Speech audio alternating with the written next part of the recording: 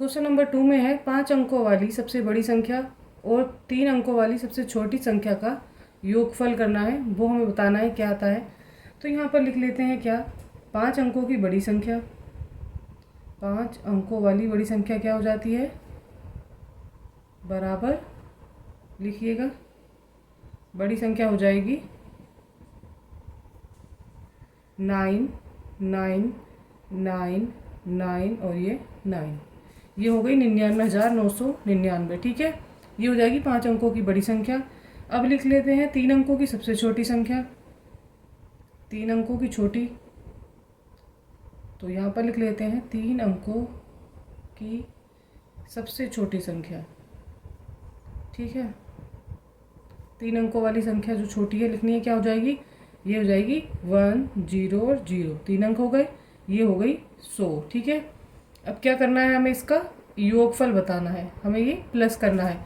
तो योगफल होगा कितना, योगफल बराबर, चलिए योगफल कर लेते हैं, इनको ऐड कर देते हैं।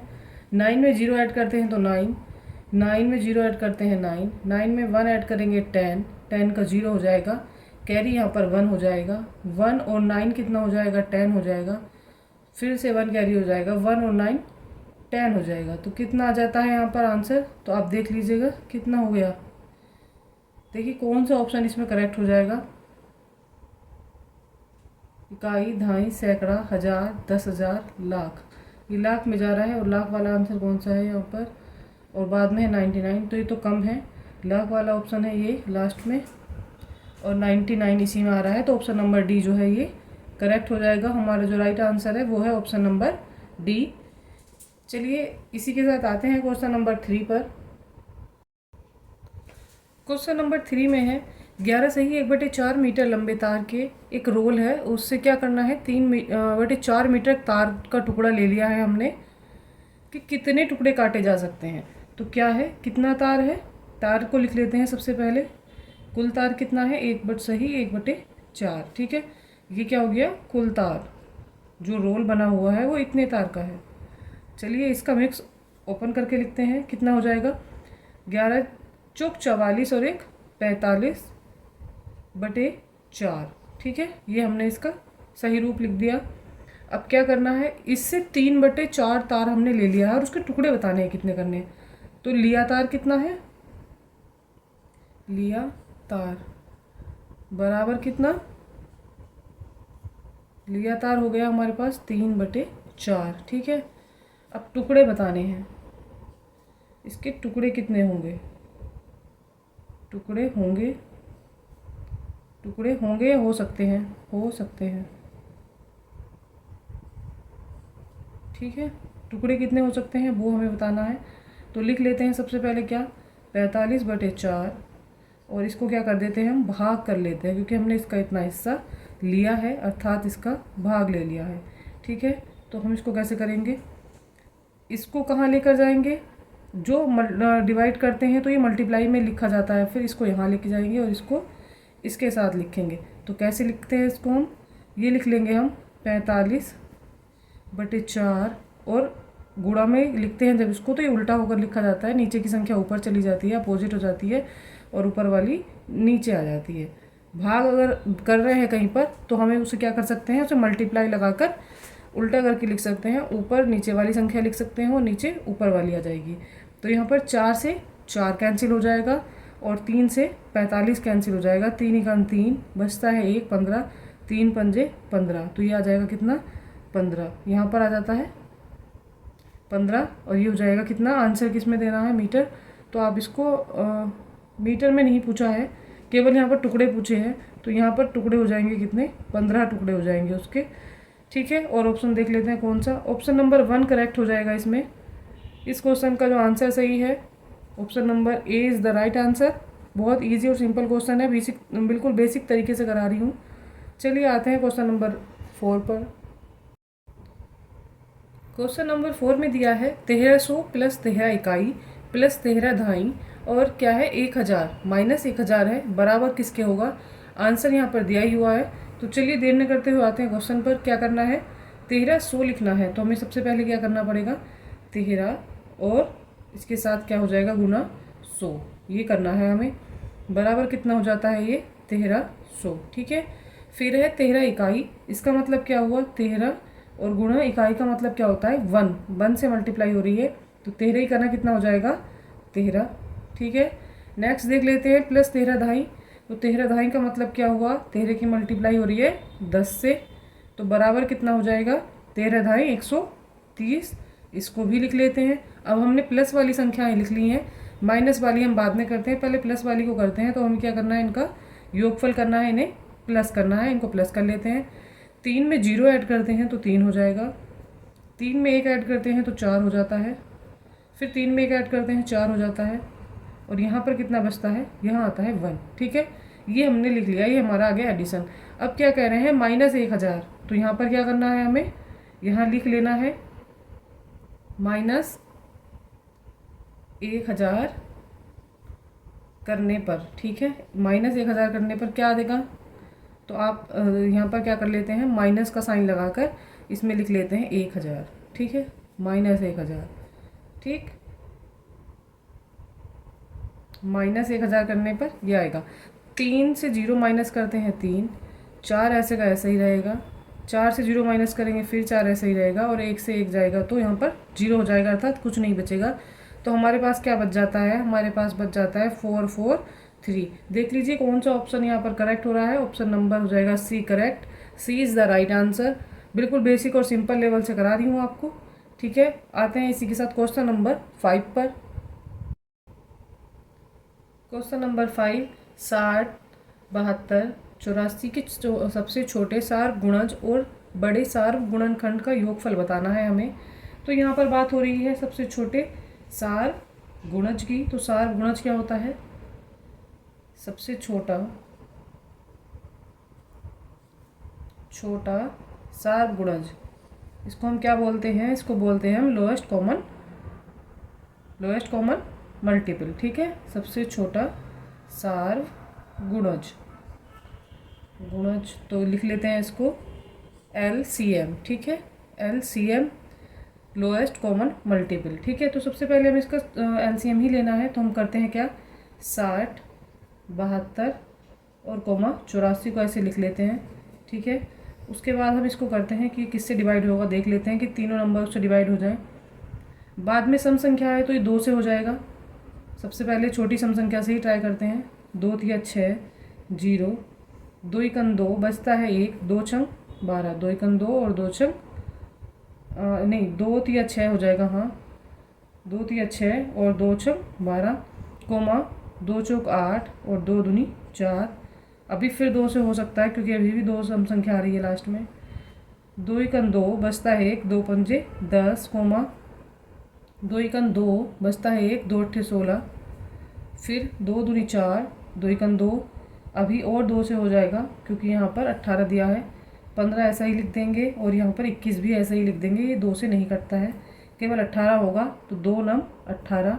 अब ये 2 से नहीं होगा, अब यहाँ पर आ जाती है विषम संख्या, तो ये हो जाएगी 3, 3 पंजे 15, 3 तिया 9, 3 सत्ते 21। हम अभी इसको और कर सकते हैं, तो कैसे हो जाएगा, 3 से ही हो जाएगा, 5 ऐसा ही लिखा रहने देंगे और 7 ऐसा ही लिखा रहने देंगे, 3 1 जा 3। हम तब तक इसको करते रहते हैं डिवाइड जब तक ये 1 1 ना जाए। अब करना है किससे, अब हो जाता है 5 से, तो यहाँ 1 हो जाएगा 5 से करते हैं, तो यहाँ 7 ऐसे ही रहेगा। अब 7 से कर लेते हैं और यहाँ पर ये फाइनली हो जाएगा कंप्लीट। 7 से सब करते हैं तो सब जगह आ जाएगा क्या, 1 1 1, ठीक है। हमारे पास ये आ गया, हम इसका एलसीएम लिख लेते हैं, क्या आ जाएगा 2 गुणा 2 गुणा 2 गुणा कितना 3, फिर गुणा 3 और गुणा कितना हो जाएगा 5 और गुणा में आ जाएगा क्या 7। अब हमने इसकी क्या कर लेनी है, हमें इसकी कर लेनी है मल्टीप्लाई।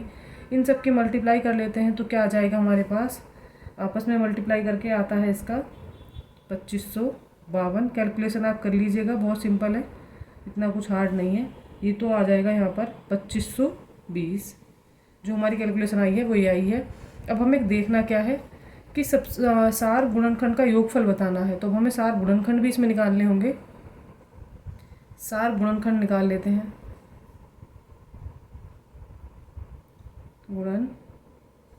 खंड। ठीक है, सार गुणनखंड निकालने के लिए हमें क्या करना पड़ता है, हाईएस्ट कॉमन फैक्टर अर्थात HCF हमें लेना है इसका HCF। तो क्या कर लेते हैं, संख्याओं को लिख लेते हैं। पहले हम निकाल लेते हैं 60 का, इसको हम करते हैं किससे, 2 से हो जाएगा, 2 तिया 6 0, फिर 2 से 15 आ जाएगा, और फिर यहाँ पर करते हैं किससे करेंगे हम इसको, 3 से, फिर 3 पंजे 15, फिर 5 से हो जाएगा, और ये हो जाएगा 5 एकन 5। तो ठीक है, फाइनली इसका भी हो गया। अभी हमें करना है किसका, अब कर लेते हैं हम 70, यहाँ पर करते हैं हम 72 का। चलिए 72 का भी करके दिखा देती हूँ। 2 से ही हो जाएगा, 2 तिया 6 बचता है 1, 2 छंग 12, फिर 2 से 2 एकन 2 और 2 अट्ठे 16, फिर 2 से 2 नम 18। अब यहाँ पर 3 से होगा, 3 तिया 9, फिर 3 से 3 एकन 3, ये यहाँ पर हो गया 72 का। अब कर लेते हैं यहाँ पर हम 84 का। तो ये भी एक सम संख्या है, तो ये सम संख्या से ही हो जाएगा। 2 से हो जाएगा, 2 चौक हो जाएगा 8, और ये हो जाएगा 2 दूनी 4, फिर हो जाएगा 2 से 2 दूनी 4, 2 एकन 2, फिर हो जाएगा 2 से, तो ये हो जाएगा कितना, 2 एकन नहीं 2 से नहीं होगा, अभी हो जाएगा 3 से, यहाँ पर विषम संख्या आ गई है, 3 सत्ते हो जाएंगे कितने 21, और यहाँ पर हो जाएगा ये 7 से 7 एकन 7। ठीक है, इतना हो गया है। अब हमें देखना था इसमें सार गुणनखंड हाईएस्ट कॉमन फैक्टर क्या है, जो सबसे ज़्यादा फैक्टर इनमें एक दूसरे से मैच कर रहे हों। तो क्या क्या मैच कर रहा है, 2 टाइम 2 आ रहा है, 3 आ रहा है, 5 आ रहा है, 2 टाइम 2 आ रहा है और 3 आ रहा है, यहाँ भी 2 टाइम 2 आ रहा है और 3 आ रहा है। तो जो हमारा HCF हो जाना है वो क्या हो जाएगा, HCF बराबर कितना हो जाएगा, 2 गुना 2, ये फैक्टर सब में कॉमन है तीनों में, और क्या कॉमन है, एक 3। ये जो फैक्टर है तीनों में आ रहे हैं। ठीक है, जो फैक्टर तीनों में आ रहे हैं हमें वही वही करने हैं। तो 2 गुना 2 गुना 3, तो क्या हो जाएगा, 2 दूनी 4 गुना 3, 4 तिया 12, तो ये हो जाएगा 12। अब हमें बताना है इनका योगफल। तो योगफल बराबर क्या आ जाएगा, योगफल बराबर हो जाएगा कितना, 2520, और प्लस कितना, प्लस आ जाएगा 12। ठीक है, इसको कर लेते हैं ऐड, 2 का 2, और यहाँ कितना है, 2 और 1 कितना हो जाएगा 3, 5 ऐसे का ऐसे ही रहेगा, और ये 2। तो देख लीजिए ये आंसर कौन से में आ रहा है, यही हमारा आंसर है। इसको मैच कर लेते हैं, ये आ रहा है हमारा ऑप्शन नंबर बी में, B is the right answer. तो क्वेश्चन नंबर 5 का जो आंसर करेक्ट हो जाएगा वो हो जाएगा कौन सा, 2532। ठीक है, बहुत मैंने बेसिक लेवल से आपको समझा दिया है ये। इसका और मेथड भी होता है, इसको हम भागफल विधि से भी कर सकते हैं। चलिए वो किसी नेक्स्ट क्वेश्चन में मैं आपको एक्सप्लेन कर दूंगी। क्वेश्चन में पूछा गया है 2 क्रमागत सम संख्याओं का में से क्या होगा। तो यहाँ पर 2 क्रमागत सम संख्या हमें लेनी है, तो हम मान लेते हैं क्या लेंगे, 2 क्रमागत सम संख्या, माना 2 क्रमागत सम संख्याएं क्या है, क्रमागत सम संख्या। ठीक है, लिख लेंगे हम यहाँ पे, सम संख्या बराबर हो जाएंगी 2 और कोमा 4। हमने 2 संख्याएं ले ली हैं, क्रम से लेनी है, तो 2 और 4 हो जाएंगी सम संख्याएं। अब हमें बताना है इनका मैस है। तो सबसे पहले हम क्या कर लेते हैं, हम 2 का मैस निकाल लेते हैं, 2 एकन 2, ये हो गया हमारा यहाँ पर कंप्लीट, 2 का मैसे आ गया ये। अब लेते हैं हम 4 का मैसे। मैसे का मतलब क्या होना है, हमें यहाँ पर हमें लेना है इनका HCF, हाईएस्ट कॉमन फैक्टर हमें इनका बताना है। 2 से हो जाएगा, 2 दूनी 4, फिर 2 से करते हैं 2 एकन 2, तब तक करते हैं जब तक बन नहीं आ जाता, और बन आ गया है दोनों में। इनके फैक्टर लिख लेते हैं, 2 के फैक्टर क्या हो जाएंगे, 2 कोमा 1 हो जाएंगे, 2 बराबर, और 4 बराबर कितने हो जाएंगे, 4 बराबर हो जाएंगे 2 गुना 2 और गुना 1। यहाँ पर जो कॉमन फैक्टर है वो लिख लेने हैं हमें, HCF लिखना है, लेना है इसका। तो क्या हो जाएगा, 2 गुना 1, यहाँ से ये कॉमन है और यहाँ से भी यही है, तो 2 गुना 1 यहाँ पर कॉमन है, बराबर 2 एकन 2। तो जो इसका HCF हो जाना है वो हो जाएगा कितना, 2 एकन 2। तो ये हो जाएगा हमारा आंसर। चलिए एक आपको मैं क्वेश्चन करा देती हूँ LCM वाला भी, सिंपल सा अलग से करके। यहाँ पर बताना है 10,12 का लैस होगा। ये मैं आपको समझा रही हूँ कि आप कैसे इसका लैस निकाल सकते हैं किसी भी क्वेश्चन का सिंपल तरीके से। तो चलिए यहाँ पर हमें निकालना है किसका लैस है, 10 और 12 का। 12 का लेना है हमें यहाँ पर क्या, LCM। ठीक है, करने के लिए शुरू जाइए, करते हैं, देख लेते हैं लास्ट में क्या है। यहाँ पर दिया है 12 एक ऐसी संख्या है जो 2 से कट जाएगा, तो इसलिए हम सबसे पहले छोटे नंबर से ही शुरू करते हैं, 2 से करते हैं। तो 2 से 10 कट जाता है, 2 पंजे 10 और 12, 2 छंग 12। ठीक है, अब हम लेते हैं फिर 2 से करेंगे क्योंकि अभी यहाँ पर सम संख्या चल रही है। 5 ऐसा ही रहने देते हैं और 2 तिया 6 हो जाएगा। अभी यहाँ पर आ गया 3, तो अब ये 2 से नहीं होगा, अब यहाँ पर 3 को ट्राई करते हैं। 5 ऐसा कैसा ही लिख देते हैं और 3 बन जा 3, ये कंप्लीट हो जाता है। अब यहाँ पर क्या रह गया 5, तो 5 को करने के लिए हमें 5 से ही करना पड़ेगा और किसी से नहीं होगा। 5 बन जा 5 और यहाँ 1 है, तो ये हो जाती है इसका पूरी कैलकुलेशन। अब हमें क्या करना है, अब इसका हमें एलसीएम बताना है। तो जो फैक्टर आ गए हैं उनको लिख लेते हैं। 2 गुणा 2 गुणा 3 और गुणा कितना रह जाएगा यहाँ पर 5। 1 भी लिख सकते हैं, उसका कुछ फ़र्क नहीं पड़ता है। 1 की मल्टीप्लाई करते हैं, संख्या वही की वही रहती है, 1 से कोई चेंज नहीं आता है। तो 2 दूनी 4 या 12 और गुणा कितना 5। चलिए गुणा 1 भी लिख देते हैं। 12 पंजे कितना हो जाता है, 12 पंजे हो जाता है 60 और गुणा 1 बराबर कितना 60। तो 1 लिख देंगे तो भी कोई फ़र्क नहीं पड़ता और नहीं लिखते हैं तो भी फ़र्क नहीं पड़ता है, जो आंसर होता है वही आता है। तो यहाँ पर एलसीएम जो आ गया हमारा कितना आ गया है 60। ठीक है, तो बस मैं ये आपको समझाना चाह रही थी कि बेसिक तरीके से कैसे एलसीएम निकाल लेते हैं। तो यहाँ पर 60 आ गया। देख लीजिए ऑप्शन कौन सा करेक्ट है। ऑप्शन डी राइट है, D is the right answer. चलिए इसी के साथ जो आज की क्लास है वो कंप्लीट हो जाती है। कैसी लगी आपको मैथ की क्लास? और मैं ये प्रीवियस ईयर के क्वेश्चन ही आपको सॉल्व करवा रही हूँ। यहाँ पर इसी लेवल का मैथ यहाँ पर आता है, अपर एंड प्राइमरी दोनों लेवल के क्वेश्चन है ये। अगर आप चैनल पर नए हैं और आपने अब तक कोई वीडियो नहीं देखी है तो प्लीज़ जाइए चैनल को सब्सक्राइब कीजिए और प्ले लिस्ट में जाकर पुरानी सारी वीडियो देख लीजिएगा। आपके सब्सक्रिप्शन से हमें मिलता है मोटिवेशन, प्लीज़ मोटिवेट करिएगा। और मैं यहाँ पर अदर क्लासेस भी करवाती हूँ, pedagogy, EBS, Hindi, English and math की भी क्लासेस मैं यहाँ ले ही रही हूँ, अपर एंड प्राइमरी दोनों लेवल के लिए। तो सीटेट की अच्छी तैयारी के लिए मेरे साथ बने रहिएगा।